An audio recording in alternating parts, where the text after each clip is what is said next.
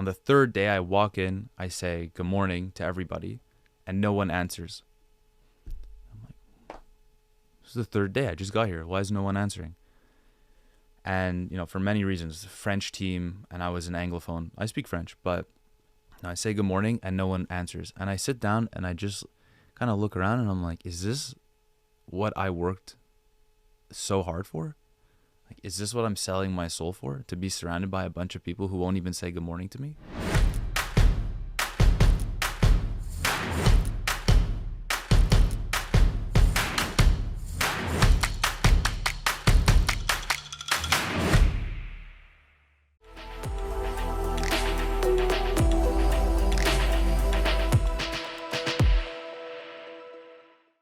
So you didn't have breakfast today?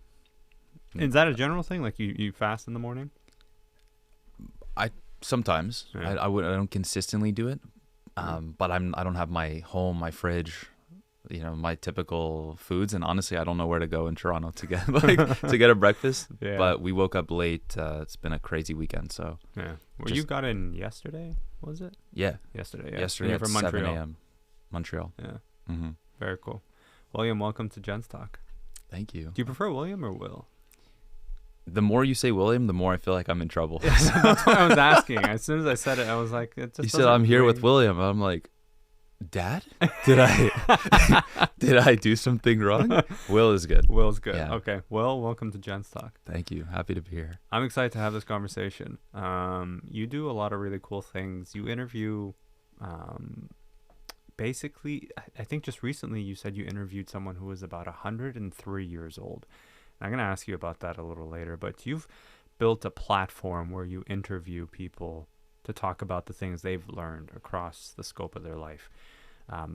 And you come out with these incredible lessons, these life lessons that it feels like as I'm watching these videos, and if you haven't seen them yet, please check them out.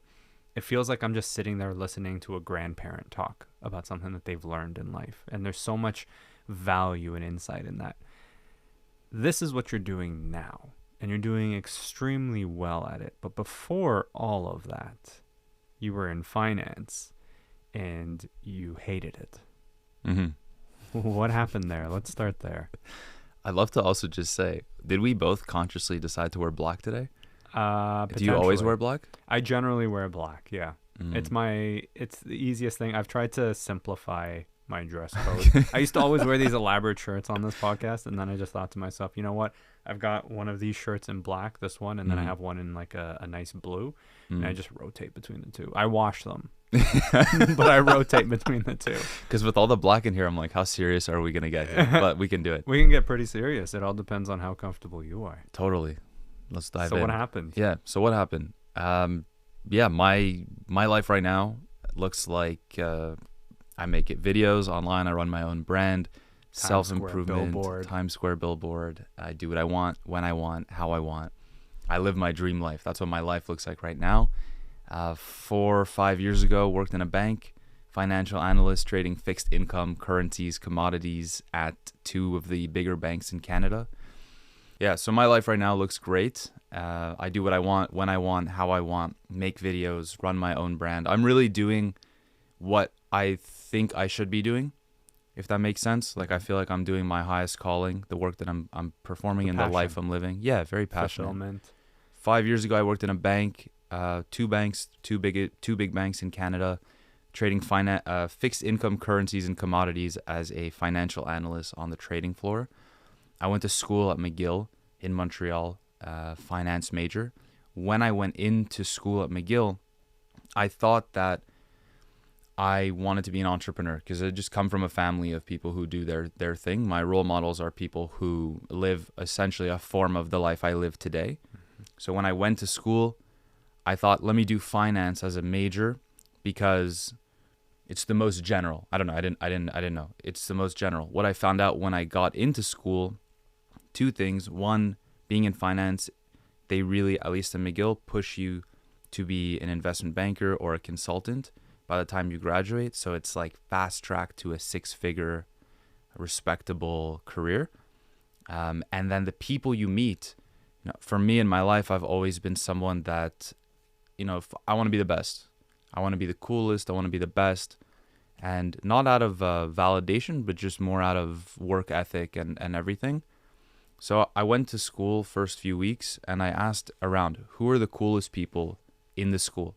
I want to meet them. I want to be like them. I want to be their friend. And usually for my whole life, the coolest people are nice people. They give back, very community oriented, high achievers, etc., etc. In the business school, those who were the cool kids were working, they had jobs lined up at Morgan Stanley, Goldman Sachs, $250,000 in the US, investment banking, consulting. So if you wanted to be cool, the definition of cool was having a high paying job. So that's what I thought was the right thing to do, even though that wasn't my passion. Yeah. So I did the whole thing, high achiever, got a job at a bank, worked there for over a year, and it's internships. After a year, I get a full-time job offer. Boss slides the contract on the desk. I'd like to say it was like that. It didn't happen. It just, he emailed it. But I like to portray it that way because it's cooler.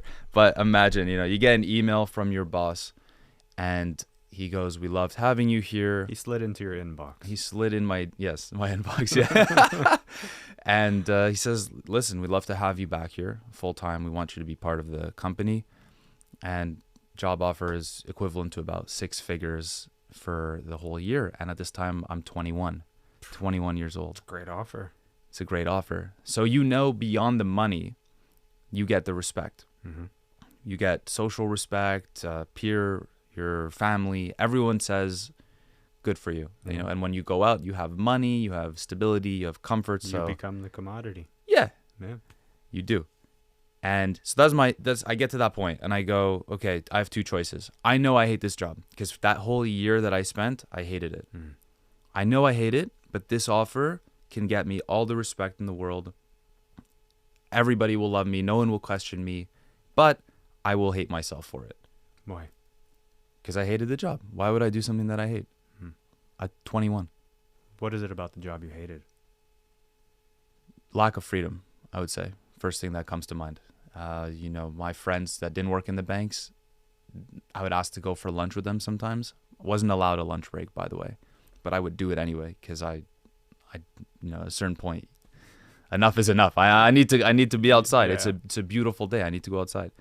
When my friends would come in, they'd meet me at the door of the office, and I'd come out like this, head in my hands, wearing the suit. It's hot outside, no smile on my face, and my friends come in on their bikes, shorts, sleeveless, smiles, and I'm like, whoa, that's freedom, and I do not have that.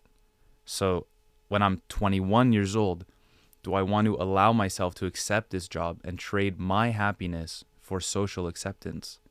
Or do I say, no, I don't know what I want to do, but I will promise myself whatever I do will be more purposeful than that, and I'll try to help people not be like me. And it was easy because I hated the job. So I said, no, I'm not doing this. Can we swear on this? Yeah. Okay. Just in case it comes out. No, not because you can say Yeah. whatever you want. Okay. I was basically like, fuck that. Yeah. I'm not doing this. I'm going to do my own thing. I don't know what that is, but I'm going to do my own thing. And then when I quit, all my friends, like in the financial world, everyone cares about how much you're making. So, my friends would be like, oh, what job did you get? And how much? And this and that. And I'm like, I declined my job. I quit. I'm not doing this anymore. And everyone was freaking out. And I realized out of everyone that I knew in the financial world who hated their jobs like I did, I'm the only one who said no. Everybody else said yes. They traded their happiness at a young age for acceptance, stability, power to a certain extent, status, and I didn't. And because of that, I burned a lot of bridges, not on purpose, but that's what it was. People don't want to associate themselves with you if you're not better than them, if you're not going to make them look better. Yeah. And I went down my own journey. If you don't fit the box of how they define success, you can't be in that circle for them. Yeah. And what I learned later on is that there are a lot of boxes.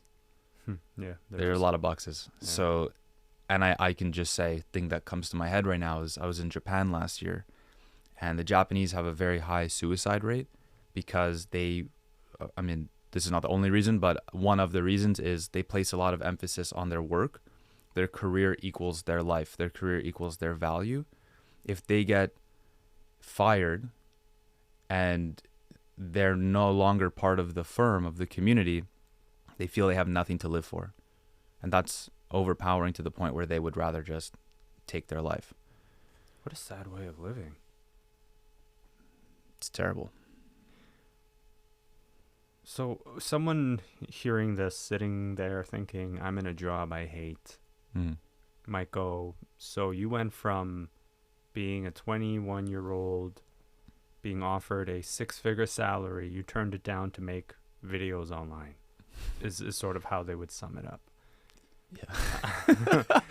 I guess so, yeah. But these videos have reached billions of people. Yeah.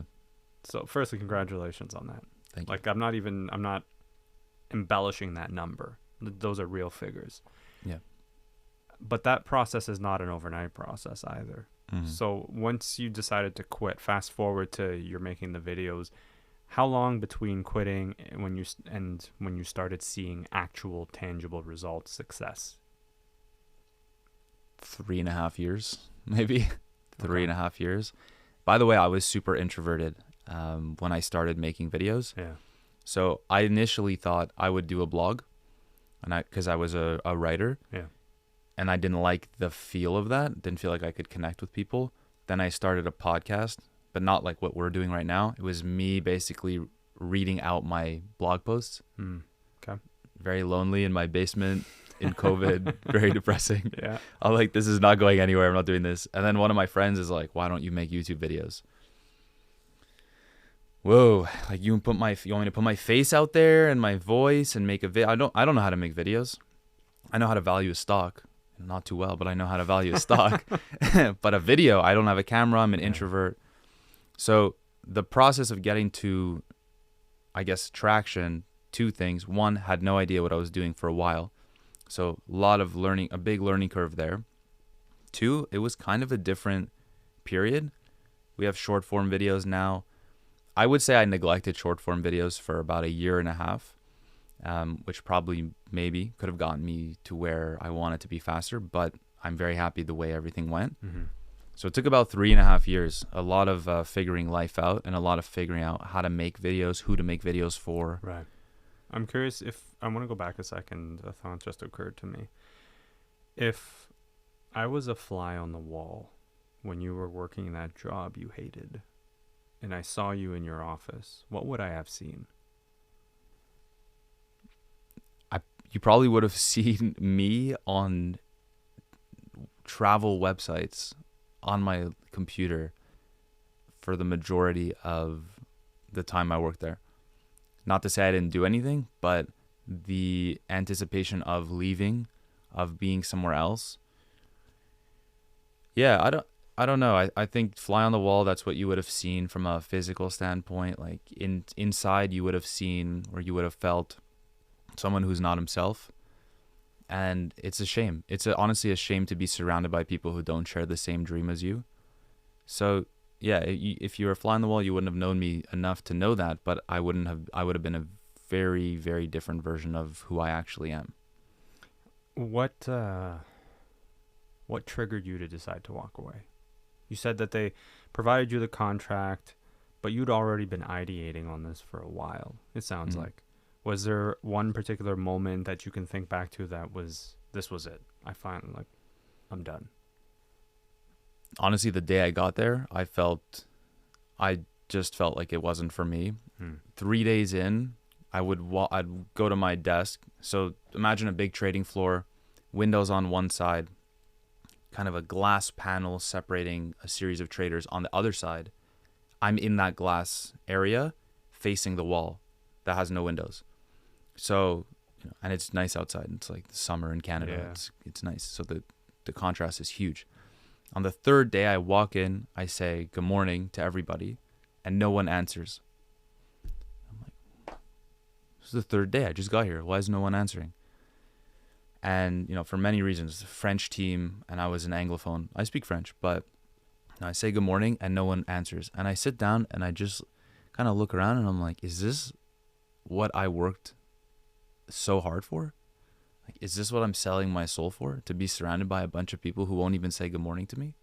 Now, I don't know what happened there, but it did happen a lot that summer, where just the good mornings were not, to the point where I just didn't even say it sometimes, or I just leave.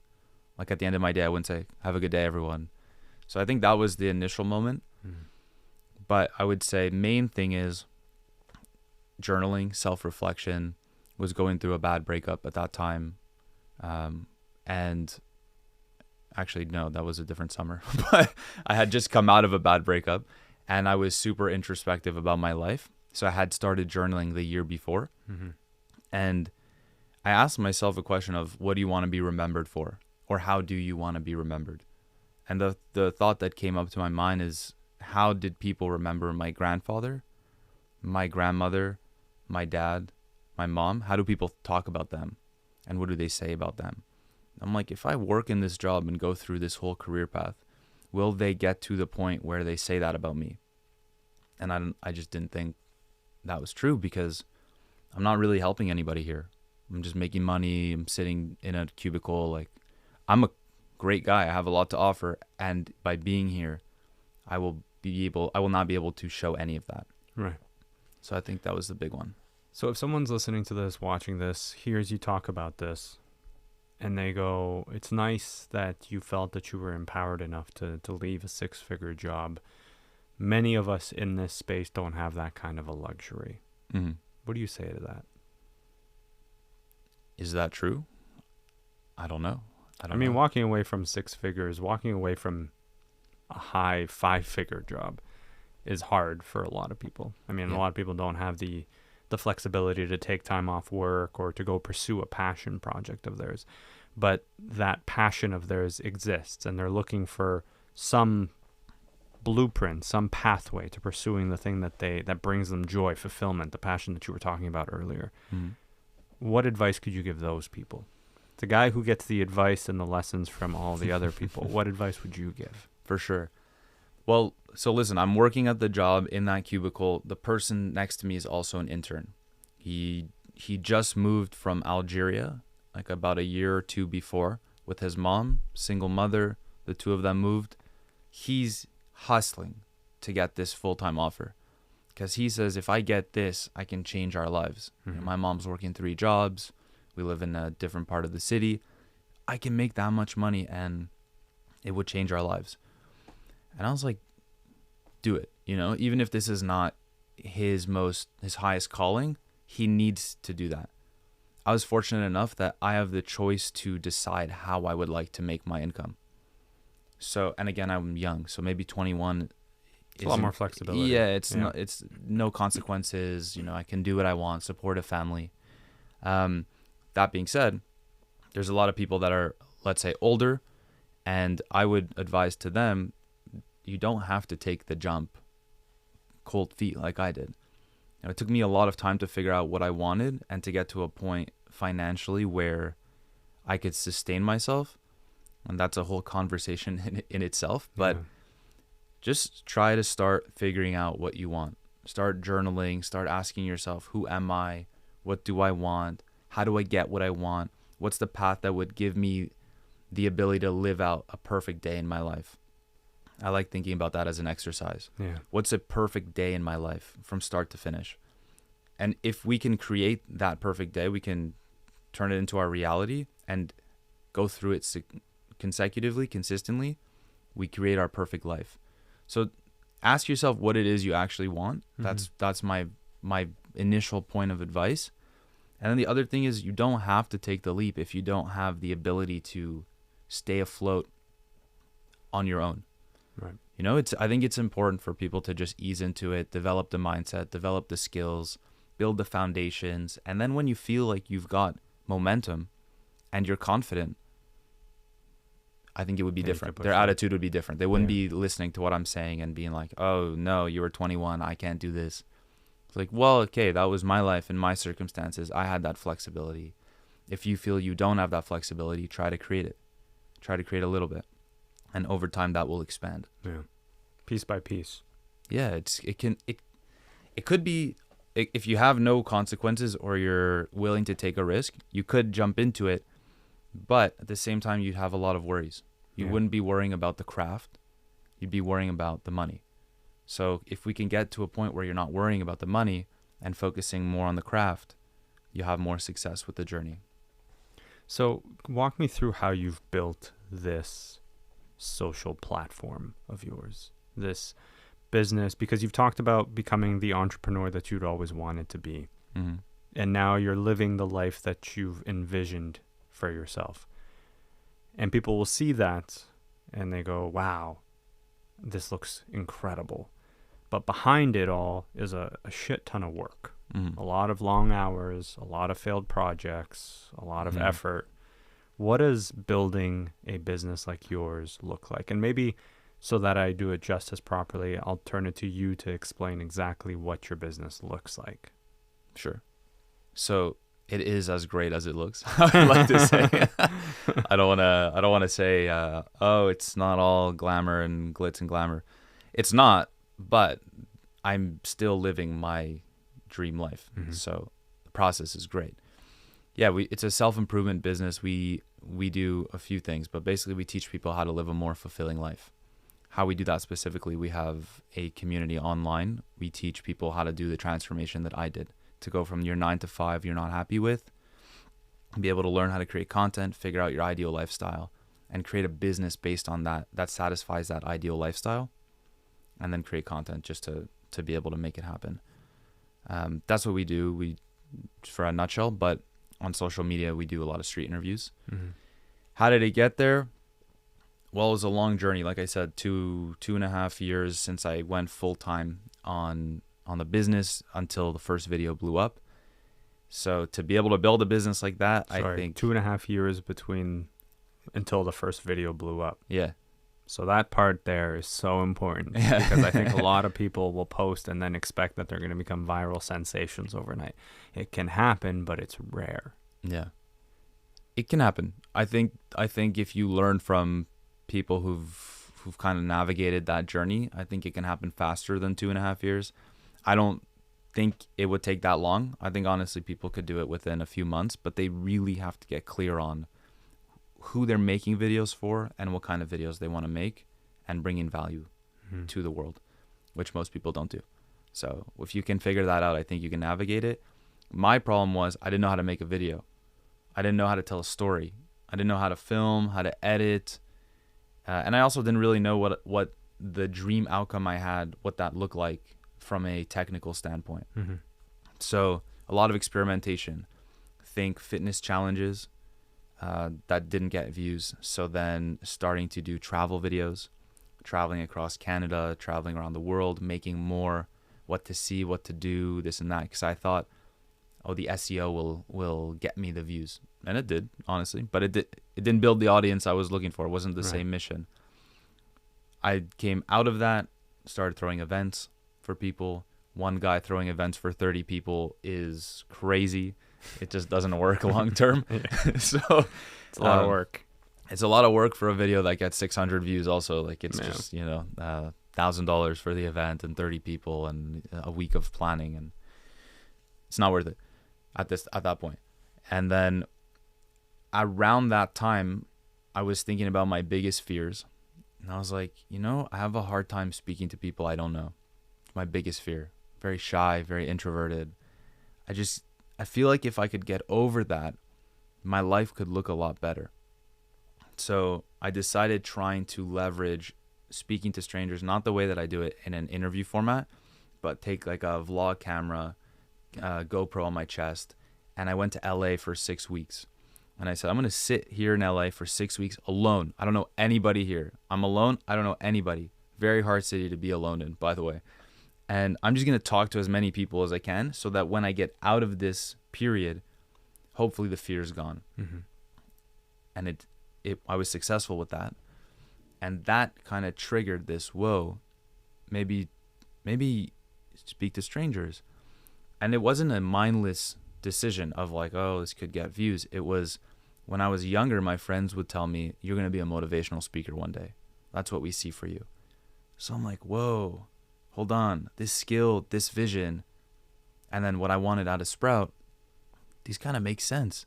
What if I just start talking to people and ask them questions about life in a way that I would like to understand? So for me, because I was making a lot of videos for algorithm, for views. I said, hold on, 2.5 years, videos, no views, kind of burnt out right now, posted one every week for 2.5 years. Went to a conference also where Mr. Beast and all these big YouTubers were there and just kind of sucked in the information. And they're like, post short form videos, try it, see what it's like. And I met a friend who was doing interview content. And I'm like, interesting. I don't like what he does, but I love how he does it. So I kind of took all that and I'm like, okay, let's try something new. I don't care about the views anymore. I don't care how it does. I want to do something for me, and I want to do something that I could learn from. So I go out on the street, I buy a microphone and buy like a 2-piece microphone. I go out with a friend and he's like, what are you going to talk about? I'm like, money. I know that's a topic that does well and whatever. He goes, do you really want to talk about that? I'm like, no. He's like, what do you want to talk about? Yeah. I'm like, I want to talk to people and ask them, how old are you and what does it feel like to be your age? There are so many people walking around this street that will never be on social media and will never share their advice with us. I would love to know what they have to say about life. He goes, cool, try it. The first one I did, it's like a 1.5-minute conversation with a 67-year-old man. And I did a few that day. I go back, I start editing them. I edit the first one in sequential order, not like I picked the best one. I edit it. I only put what the interview is. 1.5 minutes, I took maybe 40 seconds of it. I post it on TikTok, and an hour, I go eat downstairs like with my dad and everything, my parents. An hour later, I come back up. I go, 10,000 views. Whoa, Dad! Like this video has 10,000 views. 10,000? That's a lot of views. Yeah. And I refresh, and it just keeps going. A couple hours later, I'm like 100,000 views. My dad and I are like freaking out. And the next day hits 1 million views. And all the comments, it's not only comments, it's saves and shares. And when I see saves and shares, I'm like, It's resonating with people. It's resonating. Yeah, there's some value there. People are taking something away from that. And that moment, that was my first video that ever went viral. And it's cool because it was at the moment where of least resistance, sort of, I stopped caring about the views. I stopped caring about just all the little nitty gritty details. And I said, let me make something that I think would make the world a better place that I also want to learn from. And it worked.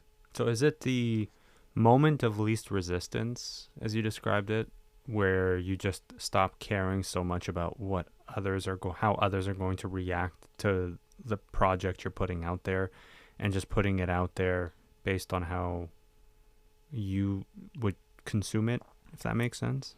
Maybe for most people, but one thing I did well that I think, like you're saying, how did you build a business? To go back to that question, one thing I did that I haven't seen anyone else do from the start is I knew what I was working for. So I said, if I could just get the audience, then I can actually do what I want to do. Which is what? The online education platform. Basically, Okay. I want to change the way people are educated. Right. I think we don't learn in school, who am I? What do I want? How do I get what I want? I want to be able to teach people what they didn't learn in school. I knew that from the start. But who do you say it to? How do you communicate it? That's like a 3-year journey of trying to build an audience of people who would resonate with that message. Yeah. Most people, I think, build a business because they think building a business is a good idea. Entrepreneurship, it's so sexy. I can work for myself. I can do my own hours. Yeah. It's really not that glamorous a lot of times. It's not. I mean, it's better than, in my opinion, just because I prefer it, it's better than working in a corporate job. Sure. Maybe that's not the same for a lot of people, and that's fine. But it's very, very hard. I think it's much, much harder to be an entrepreneur than it is to be a corporate employee. And people think it's easy and it's all about what you see on Instagram and this and that. And I never did it to be glamorous. I did it because I wanted my freedom. But I think most people don't think about that. They're like, oh, I can make a lot of money and I can, go on a yacht and have champagne and, everyone will want me. And maybe for some people, but the reality is it takes a lot of work, and there's so many sleepless nights of editing videos. I remember going on a double date, my girlfriend and another couple get back at 11:30 p.m. She goes, okay, let's go to bed. I go, I got a video to post tomorrow. I don't know about you. She's like, did you start editing it? I'm like, no. So she's sleeping in the room. I'm on the desk. I'm at the desk, 11:30 p.m. to 8 a.m. editing, falling asleep, waking up, falling asleep, waking up. Post the video, 200 views. Fuck.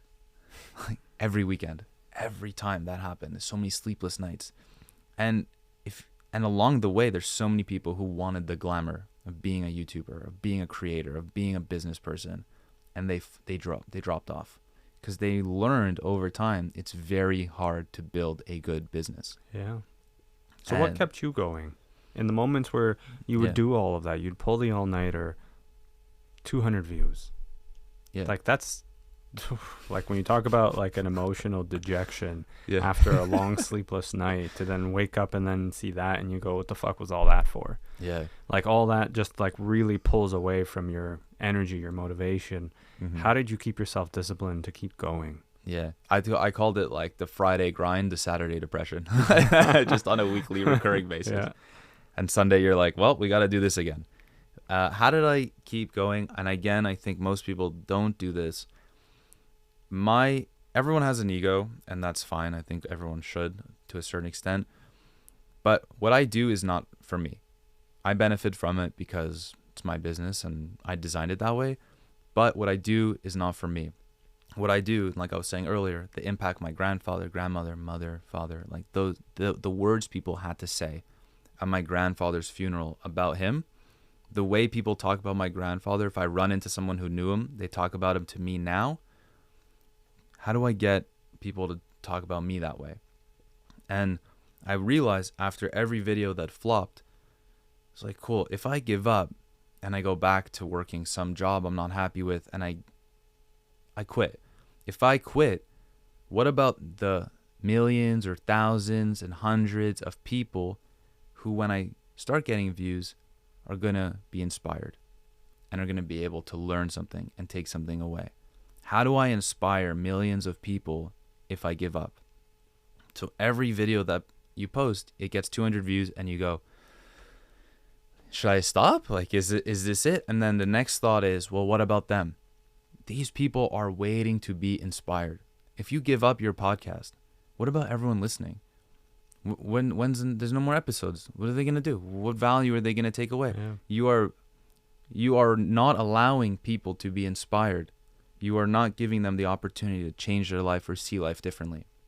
So that was what I told myself the whole time. If we stop now, what about when they start watching? That's a very good point. We can't let people go through this. And so for me, my mission outlives me. It outlives there's a greater purpose. Yeah. When you were talking about the what people would say at your funeral, Robin Sharma was a previous guest on the podcast. He's the author of the 5 a.m. Club. Great book. Amazing. I just finished the audio version of it. Nice. He talked about, one thing he said to me, he's like, what would people say at your funeral, Samir? And he talks about this idea of as doom and gloom as it sounds to think about your own funeral, it really puts into perspective how you're going to be remembered and what kind of lasting impact you want to leave on people. And that's not just strangers. We're talking about your family, your friends. Like, how much have you cultivated the relationships you currently have? And it made me reflect on my existing relationships and truthfully how I show up in the world to strangers as well, right? What kind of image am I presenting forward? I'm curious, though, to ask you, the people who listen and watch your videos and the mission of helping people fulfill their passions and follow that journey of theirs, for the ones who are in the corporate world but are comfortable, not in a bad way, because complacency is a bad thing, but they're comfortable and they're happy, they're motivated, they find fulfillment in their corporate jobs, but they want to excel a little further.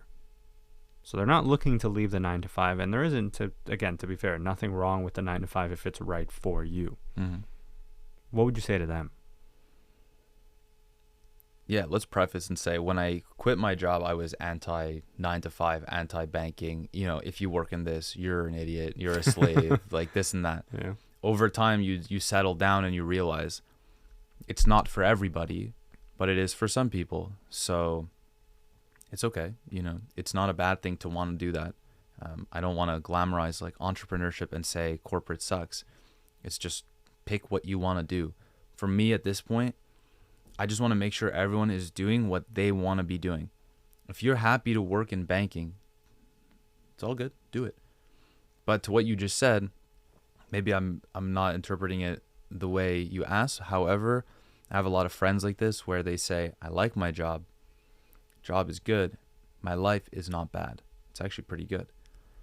But it's not great. And this job is not going to make it great. And that's the hardest position to be in life. When I quit my job, I hated it. It sucked. So no matter how much you throw at me or how much you try to pressure me into going down that path, it sucks. I don't want to do it. But for some people, they get paid well. Life's good. It's not Great bad. benefits. It's even good. Yeah, we got benefits. So what advice can you give the people who want to make their life great outside of their job? Because their job gives them everything they need to sustain themselves and then enjoy themselves, but they don't quite know how to take their life to that next level. Yeah. Well, on average, statistically, we work about a third of our life. So let's just break that down into a day. 8 hours of a day. Let's say 8 of 24 hours we're working. Let's say 8 out of 24 we're sleeping. That leaves you with 8 hours every day to do, I don't know. What do you do with that life? What do you do with those hours? You need to really understand how to maximize the hours that you have in order to, I think goes back to what I said before, live a perfect day. If you're happy with your job and your job fits your perfect day, let's say, or your ideal life or your future vision of your life, good. You sleep, cool. We got 8 hours left. What are things that make you happy? Have you thought about that? Have you realized that, like you said before, you're not spending enough time with your community, with your friends, with your family? Are there relationships you want to build? Are there hobbies you want to take on? I think a lot of us put emphasis on our work as the work being our life. Like what I said with the Japanese, but not to the same extent. You are more than your job. It's crazy if you think about a networking event or just any event. I meet you, I say, who are you? And you don't say, I'm Samir, I'm Lebanese, I live in Toronto. You say, I have a podcast. You say, I'm an accountant. You say, I'm a banker. It's the first thing. Who are you? And you say, I'm this. This is what I do for a living. But what you do for a living and who you are not the same. And I think we forget that. Mm-hmm. So who are you? People need to understand that. Who are you? What do you like? What do you not like? What are your hobbies? What are your interests? What makes you happy? Why are you not doing them? You are more than your job. So to those people, I would say, cool, good job. Actually, I'm proud of those people because they found something that they enjoy. That doesn't piss them off. Yeah. So that's great. That being said, what else can we do to make our life a little more well-rounded, more fulfilling, more whole? And I think the simplest things is, go back to what you like. Making a list of that. Literally write it on a piece of paper. Things I love doing. Bullet point, bullet point, bullet point, bullet point. And then maybe next column, am I doing them? Yes or no? And you find most of them is things I like doing. No. Okay, well, let's start adding them in. Yeah. I'm fascinated by this idea of entrepreneurship because ever since I've been on that path, it was like someone threw cold water on my face when I realized just how much work is involved in it. How it's not as glamorous as it's made out to be on social media. I'm also very weary of those, we'll call them with quotation marks, financial gurus and all those entrepreneurship gurus that you see on social media who, they come on very aggressively and tell you that if you're not, living on a yacht, basically you've somehow failed as a human. Don't ever listen to those people. But entrepreneurship is not the glamour that it's made out to be. It can be extremely rewarding. You can choose what you do that day, but it requires so much discipline, because what you choose to do that day will decide what happens to you the day after, the month after, the year after. What's the biggest lesson you've learned since becoming an entrepreneur, and what's the biggest pitfall to avoid? I mean, how much, like, just based on what you said, right? It's hard and it's uncertain, and every day is a new challenge. How fun is it to be on this journey? Besides the fact that it's hard, what is the point of life if we are not doing hard things? I love this quote. I actually don't know who it's by. It might be an anonymous one, but easy life, hard choices, hard life, easy choices. So if we take the easy way out all the time, seems easy, but life will be very hard because you have a lot of things, the pressure of dealing with the dissatisfaction that you didn't go for the thing you wanted, or you didn't do it, or whatever. Versus the flip side, what if we did more hard things to the point where eventually life could look super easy? Like when I talk to my friends about what my life looks like and what I do and how I operate, they freak out. Like, how do you do these things? You're just going to fly to Arizona for 11 hours, interview someone, and then fly back at midnight and get to Toronto at 7 a.m., barely sleep all day, then do a podcast? Yeah, I'm going to do that. Because it's fun, I don't know if it's going to work out. I don't know if the podcast is going to be good. I don't know if the interview is going to be good. But that's the beautiful thing about the journey I've chosen to do. It's hard and uncertain and scary. But what's the point of life if we just sit in the comfort zone? We sit on our little chair and with our little Netflix and whatever, and we just chill. I think my lesson from entrepreneurship is that doing the hard thing is the most fulfilling thing. Even though it's scary and you have nerves, that's the point of life. The point of life is two things. One, to just push yourself and test your limits. But two, to understand that, I just want to bring this up because I was thinking about it in the sauna today, but like impermanence. Nothing is forever and nothing is guaranteed. And entrepreneurship is really a microcosm of life. You don't know if your business, what can happen to your business? I mean, anything can happen. There could be some crazy thing. Outside onto the street. Anything can happen. But it's the beautiful thing of knowing that anything can happen and just deciding to push forward. I find that very freeing. I think we grasp for some security in the chaos that is around us, the uncertainty of life, the fact that at any moment you can drop dead and that's it. It's done. I remember the very first time I started considering entrepreneurship, and when I say it like that, it makes it sound like it's just I'm ordering something off the menu, right? It does. And I don't mean it that way. I mean it from the lens of when I started to put some serious thought into whether a 9-to-5 was for me or not anymore. Was the first day I walked into my government job, similar to you walking into your banking job. Cubicles everywhere. It's where people's souls went to die, and everyone just looked miserable. And I just kept thinking to myself, like, is this it? Is this all there is to it? And a couple of weeks later, a person who was near retirement passed away. I didn't really know them. So I was asking, like, can you tell me more about the person? I just started. And I had found out that this individual had accumulated what was several months worth of vacation time and sick days and all those things that they had been saving up to use basically at the end of their career. And it made me realize that they didn't live long enough to actually enjoy any of that. They didn't live long enough to enjoy the pension that they were going to get, that they worked so hard for. Wow. And it's less a reflection on the government, the job, the organization, replace it with anybody, but more a reflection on, instead of waiting to live your life, go out and find those moments. Go live go travel. Go experience things. Live for the moments, the relationships, I have these conversations, and I'm sure you do too, where people tell you, you know, one of my biggest regrets was that I wasn't ever really present when my kids were growing up, or I wasn't present when this big thing happened in my life and I was so excited about it, but I was right back at work doing something else or doing something I didn't enjoy. And to your point, what's it worth, right? Like, is by the time you're on your deathbed, was any, you know, what are you going to tell people? Oh, I was an accountant for 35 years, or I stood and looked up at the Sistine Chapel and was in awe of it, or I'm thinking about Italy right now. I had an espresso, One coffee and you're thinking about Italy. I had an espresso sitting in front of the Colosseum. Like, just those experiences, those moments are what you're going to remember and take with you.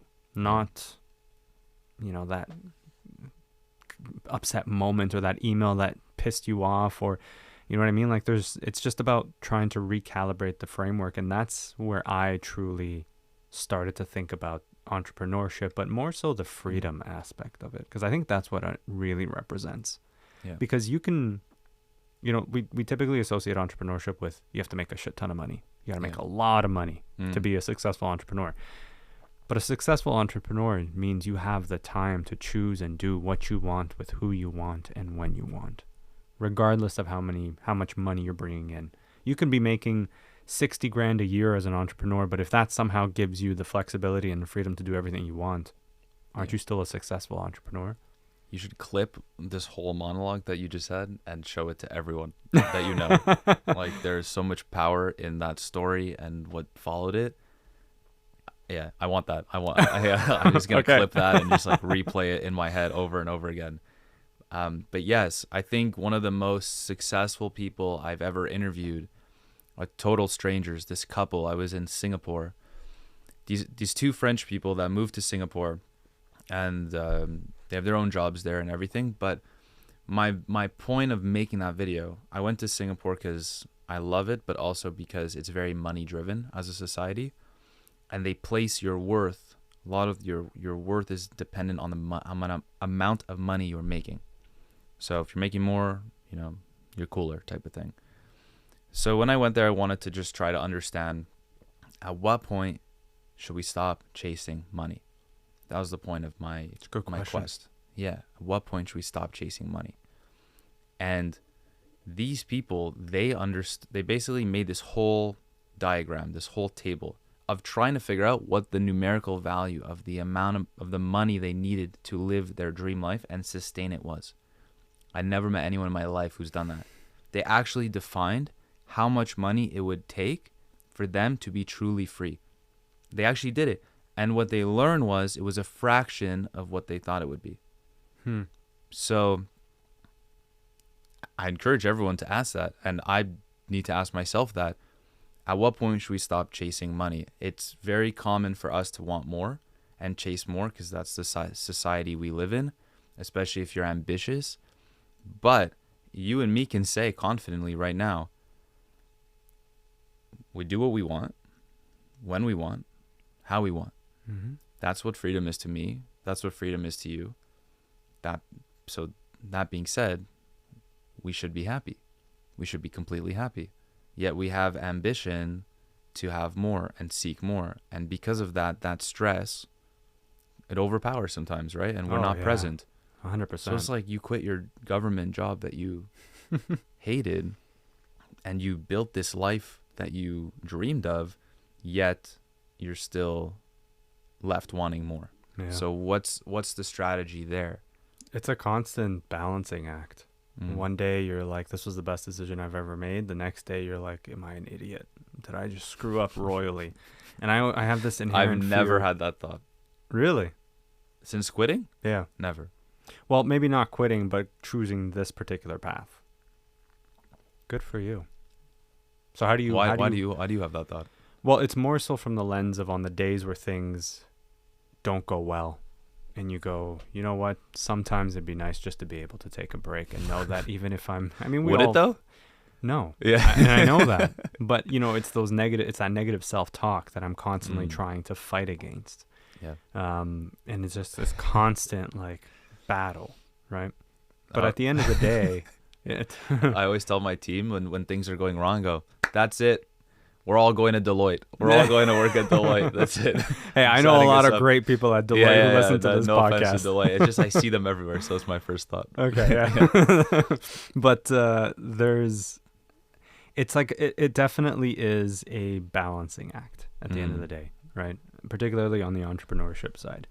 But I want to ask you, because we've flown through our time here, but I want to ask you, you did an interview with... But no one's mad about that, are they? No. Is anyone mad here? I don't think so. No. Yeah. No. So it's okay. But that interview that you did in Arizona with a 103-year-old. Yeah. Tell me about that. What did you learn? Yeah. Like, you'd think when you interview someone who's 103 years old, who's born on November 30th, 1920. Oh, Jesus. Can you process that? November 30th, 1920. So let's see. That person has seen the Great Depression, multiple world wars. And that's just before the 50s. Yeah, just before the 50s. Yeah. Presidents getting assassinated. Yeah.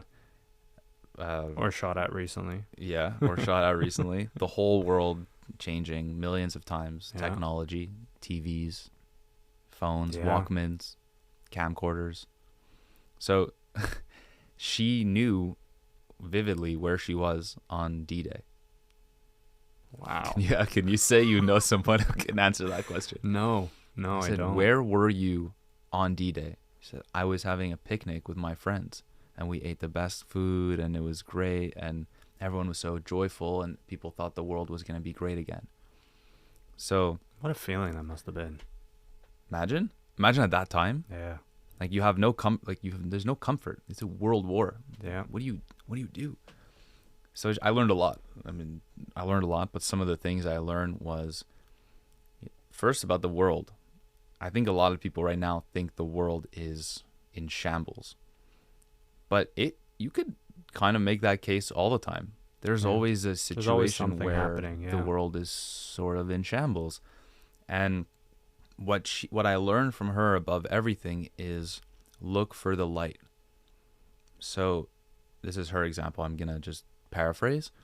But she's like, if you're in a room full of darkness and imagine you've got a mental flashlight and you just kind of look around, dark, dark, dark. Eventually you'll find something with a glimmer of light.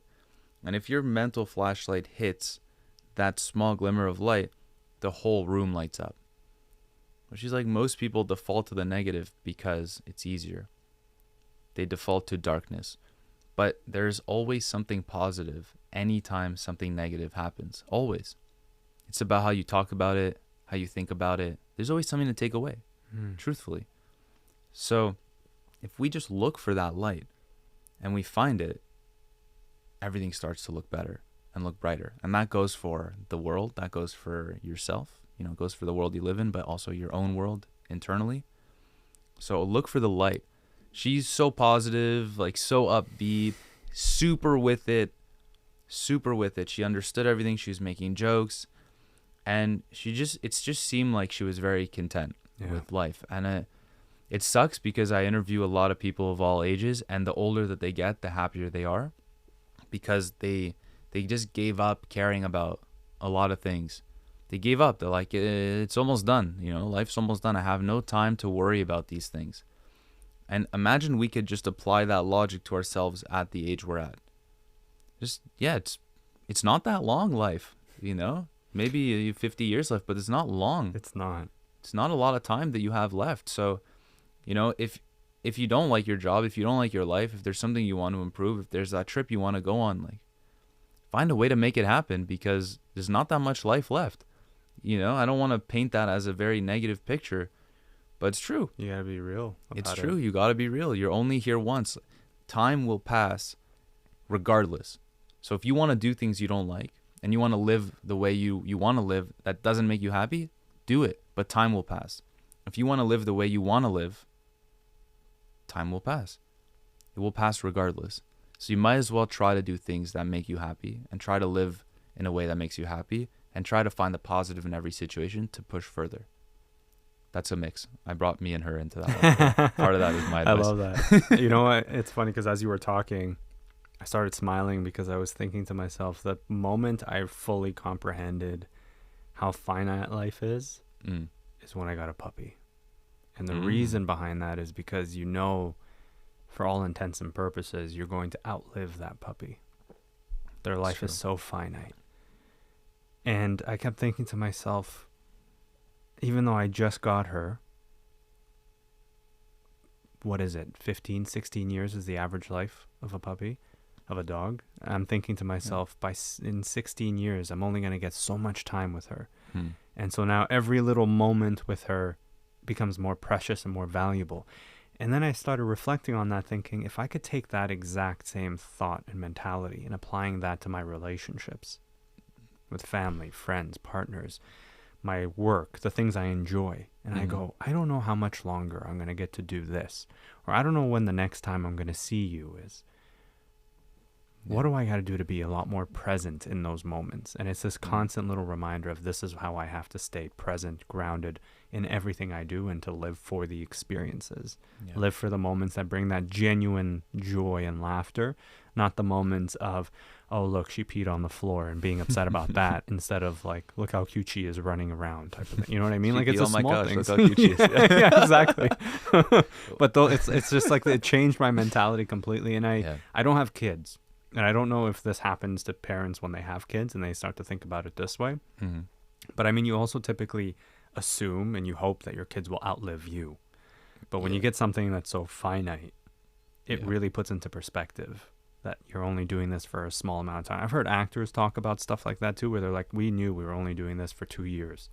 And so we made the most of it because we knew it was only happening for a small window of time. I've heard athletes say the same thing about tournaments or journeys that they're on. So that was the biggest lesson, I think, for me on that part. I mean, just to dial that even like down to simple things, when I would film videos about that were travel related or had travel aspects into it, you know, I want to film the sunset because it's going to be great. You know, it's going to be cinematic. It's going to be wonderful. So we bring the drone, we bring the cameras, film the sunset. And by the time we're done, the sun set. And it's like, So I just worked the whole time that the sun was setting, but I came to tell people how beautiful the sunset was, but I didn't actually get to enjoy yourself, it. Yeah. And I find we need to just think about that. I try to, like, anytime something cool happens, I try to not be on my phone. If you watch any sporting event or a concert or whatever, something cool happens, video. And then they go, oh yeah, look at this photo, video I had. But did they actually enjoy the moment? There's this really famous photo when Messi comes on the pitch for the first time with Miami, and everyone's filming, but David Beckham. David Beckham's like this. He's just chilling like this, and it's such a beautiful photo because he's the only guy in the moment. So I think we need to make a commitment to ourselves. Let's try to enjoy everything more. I mean, you and me can do another podcast. We can hang out. We can have another set of experiences, but we'll never be here at this time, on this day, in this circumstance, at this age again. Yeah. That's it. This is only one July 15th, 2024. There's only one. Yeah. So let's try to enjoy that. And I think the more we do, the happier we will be. And notice how nothing we just spoke about has anything to do with money. Agreed. You know, it wasn't part of the conversation. You know, I think you need money to a certain extent to hit a baseline of comfort. It's nice to have in the bank for safety, for stability. But how much? How much? Let's think about that. And then once we have that, I mean, let's just try to enjoy life a little more. Well, I appreciate you. Thank you so much for coming through. Thank you for having this conversation with me. I'm inspired by your journey. I love your videos. Please keep doing what you're doing, spreading those kinds of messages. We need more of them in the world today. And let's reconnect as your journey grows further and further. I'd love to do this again. I'd love to as well. Thank you. Appreciate it. Thank you so much, everybody.